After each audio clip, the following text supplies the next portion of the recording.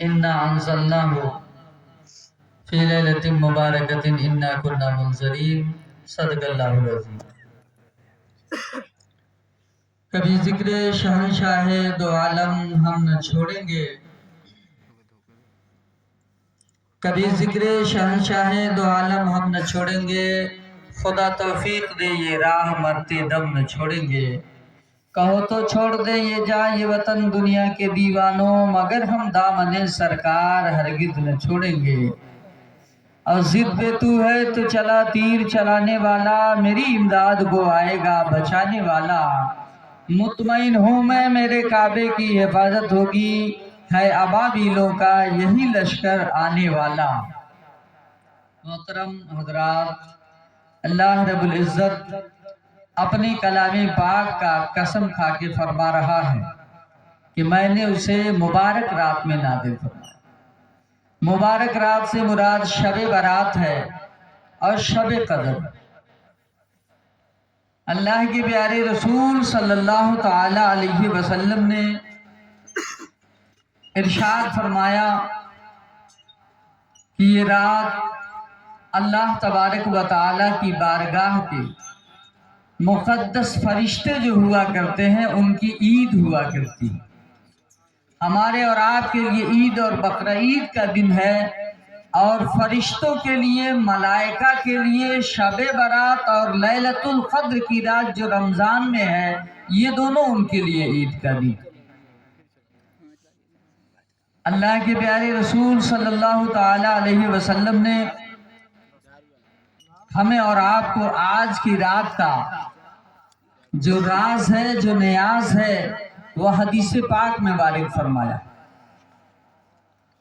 تھوڑی دیر بس آپ حضرات کے روبرو میں چند باتیں پیش کر کے رخصت ہو جاؤں گا، لیکن اس پروگرام کو ہم اور آپ آج کی رات میں جو کر رہے ہیں، اس کا نتیجہ اور اس کی برکت جب ہمیں اور آپ کو ملے گی تو ہم اور آپ یہی خواہش کریں گے کہ کچھ دیر اور ہم اس محفل میں بیٹھے رہیں، اس لیے کہ ہر رات اللہ تعالیٰ کے رحمت کے فرشتے زمین پر گشت نہیں کرتے۔ آج کی رات میں اور لیلۃ القدر کی رات میں گشت کرتے ہیں، تو جو فرشتے ہمارے آگے سے، پیچھے سے، اوپر سے گزریں گے تو رب کی بارگاہ میں جا کر کے ہمارے اور آپ کی عبادت کی گواہی کو پیش فرما۔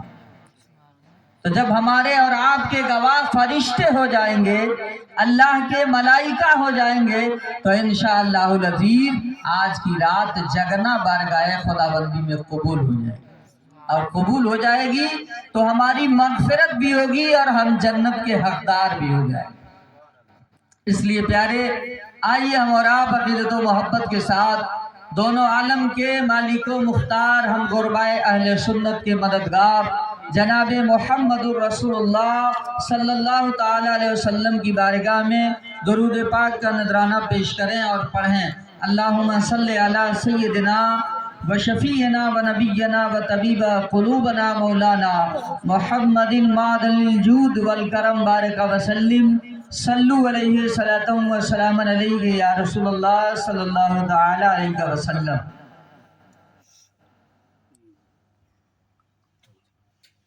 پوری دنیا کے اندر آج شب برات منائی جا رہی ہے۔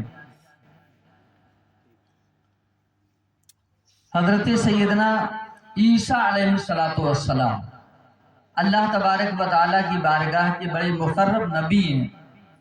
آپ سمندر کے کنارے سیر و سیاحت سے گزر رہے تھے، اچانک ہی آپ نے ایک عجیب پتھر دیکھا اور اس پتھر کے قریب گئے تو اس کی خوبصورتی کو دیکھ کر اللہ تعالیٰ کی بارگاہ میں مناجات پیش کرنے لگے کہ اے پروردگار عالم، تیری بناوٹ عجیب ہے، بڑی خوبصورت ہے، بڑی حسین و جمیل ہے۔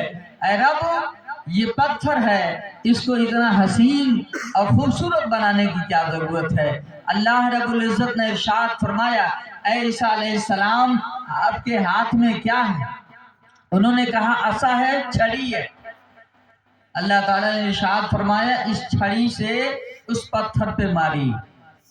جب آپ نے اس چھڑی سے اس پتھر پہ مارا تو وہ پتھر دو ٹکڑوں میں بٹا، پھٹا، اور اس میں ایک خوبصورت نوجوان سجدے کے حالت میں اسی پتھر کے درمیان موجود۔ جب آپ نے یہ دیکھا کہ اس پتھر کے اندر ایک نوجوان ہے جو سجدے کے حالت میں ہے، تو کہا اے رب قدیر، یہ تیرے کرشمے، یہ تیرے عجیب پیدائش کو دیکھ کر کے میں حیران ہوں، میں پریشان حال ہوں۔ آپ انتظار کر رہے تھے جب وہ اللہ کا بندہ سلام پھیرا، سلام پھیرنے کے بعد ان سے دعا سلام ہوا۔ حضرت عیسیٰ علیہ السلام نے کہا اے اللہ کے بندے، یہ بتا تو اس پتھر کے اندر کب سے ہے؟ تو اس نوجوان نے کہا اے اللہ کے نبی، میں اس پتھر کے اندر 400 سال سے ہوں، 400 سال ہو گئے مجھ کو اس پتھر کے اندر رہتے ہوئے، اور میں صرف اور صرف اللہ تعالیٰ کی عبادت و ریاضت کیا کرتا ہوں۔ حضرت عیسیٰ علیہ السلام نے اللہ تعالیٰ کی بارگاہ میں عرضی پیش کیا اے پروردگار عالم، ایسا عابد و زاہد بندہ ہم نے نہیں دیکھا جو 400 سال سے ایک پہاڑ جیسے پتھر کے اندر موجود ہے۔ اے اللہ کے مقرب بندے، یہ بتا اس پہاڑ کے جیسے پتھر کے اندر تو ہے تو پھر کھاتا کہاں سے؟ تو کھاتا کہاں سے ہے؟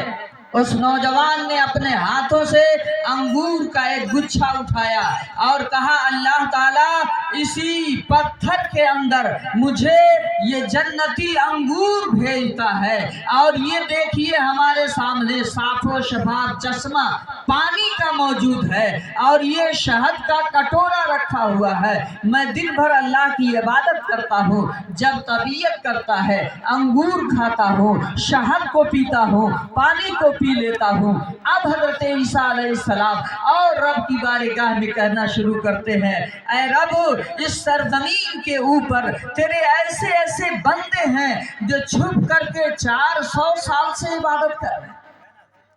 اللہ تعالیٰ نے کہا ہاں، میری رموز کو ہر کوئی نہیں جان پائے گا، مجھے ہر کوئی نہیں سمجھ پائے گا کہ میرے نیک بندے، صالح بندے کہاں کہاں عبادتوں میں چھپے ہوئے۔ اب حضرت عیسیٰ علیہ السلام نے کہا اللہ تعالیٰ اس طرح کے عابد و زاہد کہاں ملیں گے؟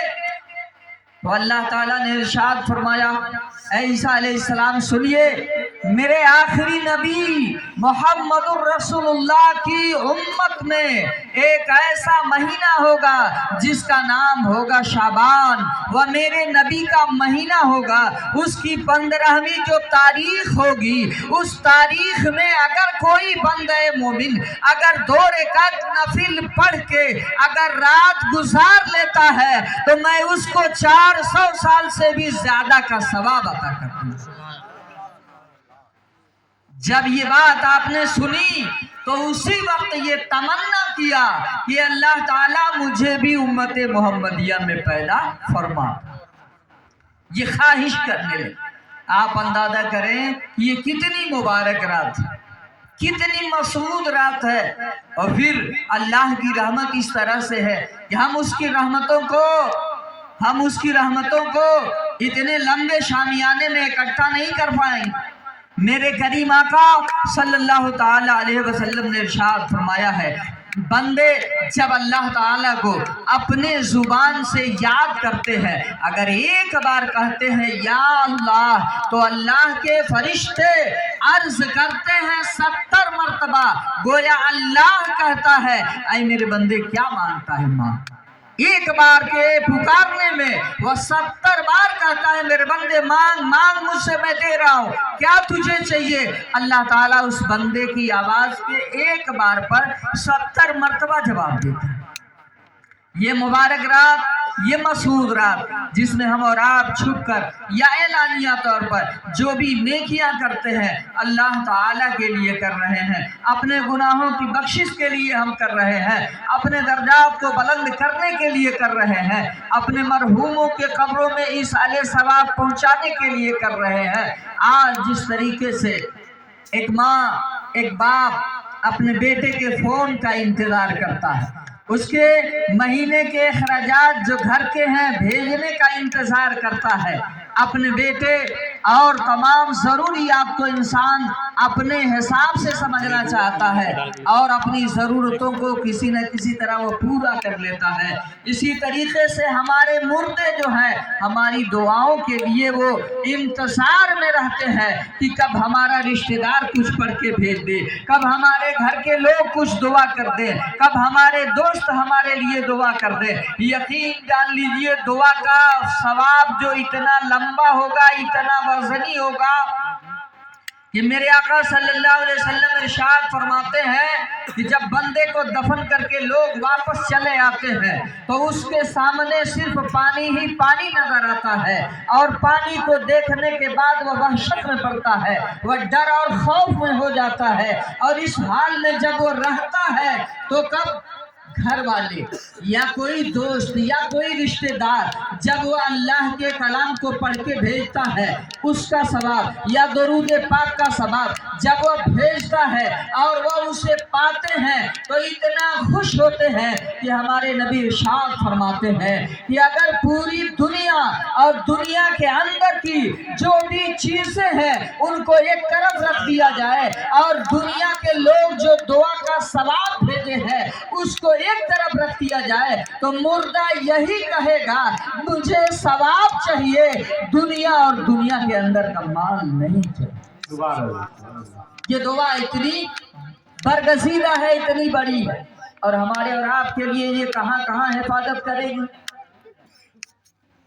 میں آپ کو بتاؤں بس دو چھوٹے چھوٹے واقعات جو ذکر کے تعلق سے ہیں، عبادت و ریاست کے تعلق سے ہے، کہ ہم نے اور آپ نے اپنا 1 گھنٹہ 2 گھنٹے کا وقت خرچ کیا ہے، ہمیں وہ ملتا ہے یا نہیں ملتا ہے، ملے گا یا نہیں ملے گا، اس شک کو شبہے کو دور کرنا چاہتا ہوں۔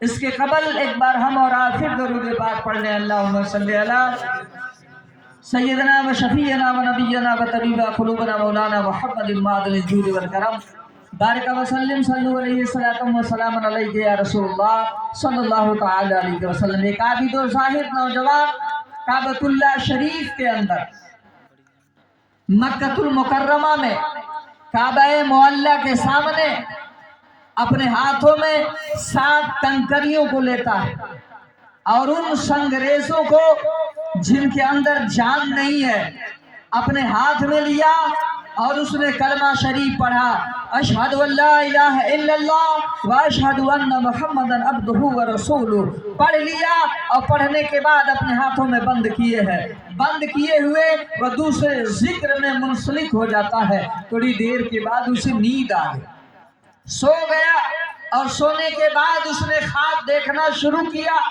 کہ حشر کا میدان قائم ہے، لوگوں کی نیکیاں تولی جا رہی ہیں، ان کی برائیاں تولی جا رہی ہیں، جو جنت کا حقدار ہے اسے جنت میں بھیجا جا رہا ہے، جو دوزخ کا حقدار ہے اسے دوزخ میں بھیجا جا رہا ہے۔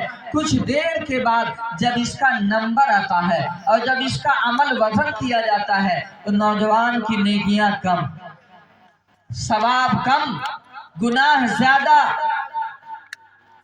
اللہ تعالیٰ کے فرشتوں نے اعلان کیا کہ اس کے گناہ زیادہ ہیں، اسے جہنم میں داخل کر دو۔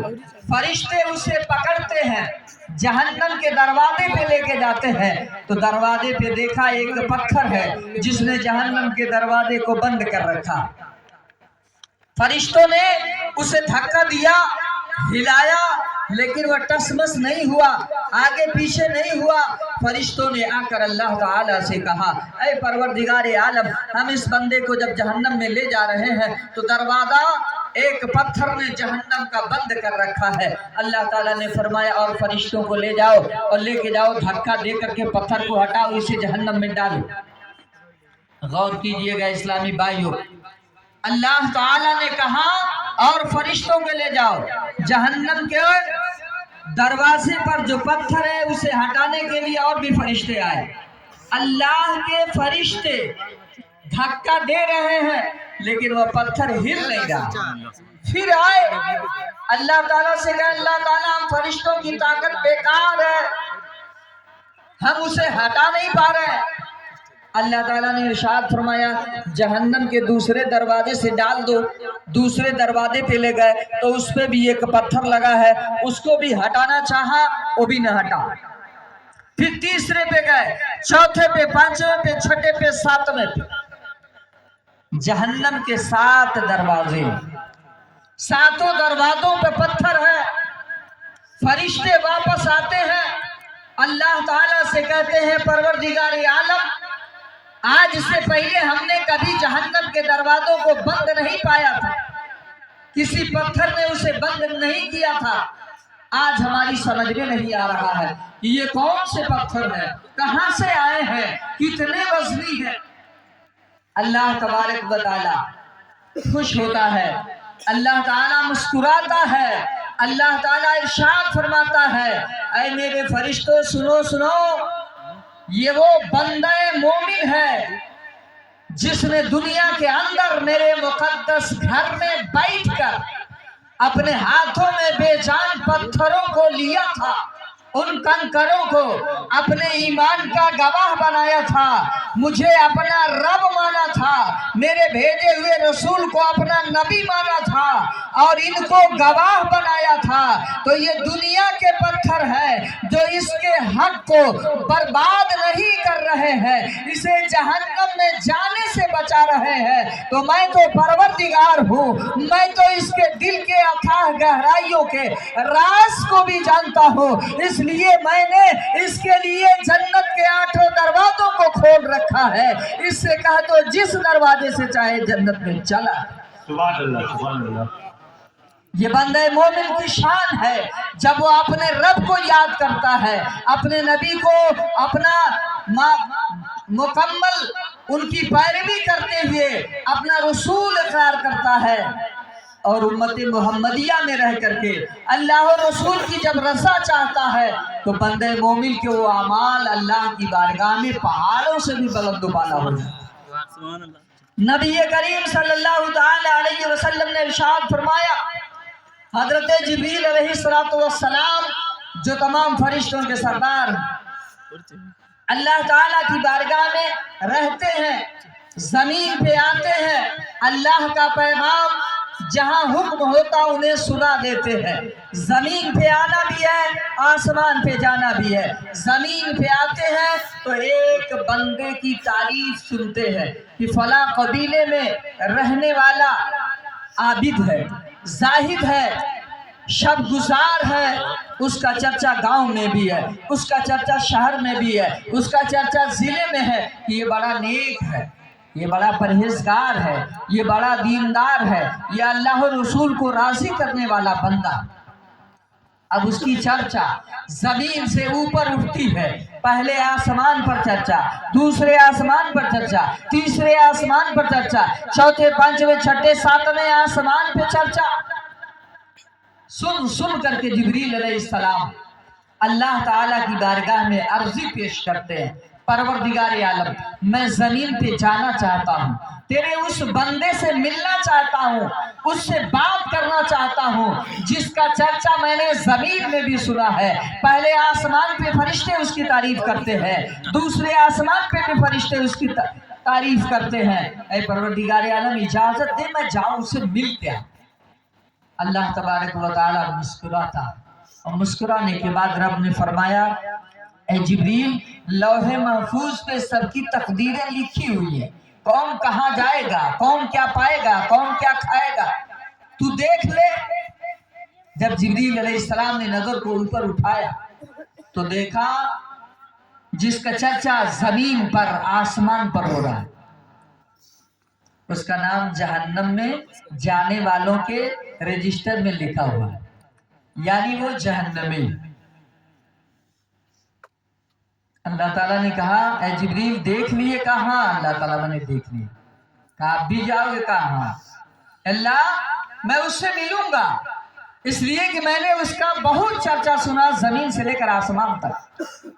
اب وہ جہنم میں جائے جنت میں جائے اس سے غلط نہیں ہے، میں ملنے جاؤں گا کہ اس کا چرچا زمین والے بھی کرتے ہیں، آسمان والے بھی کرتے ہیں، میں اس سے ملوں گا۔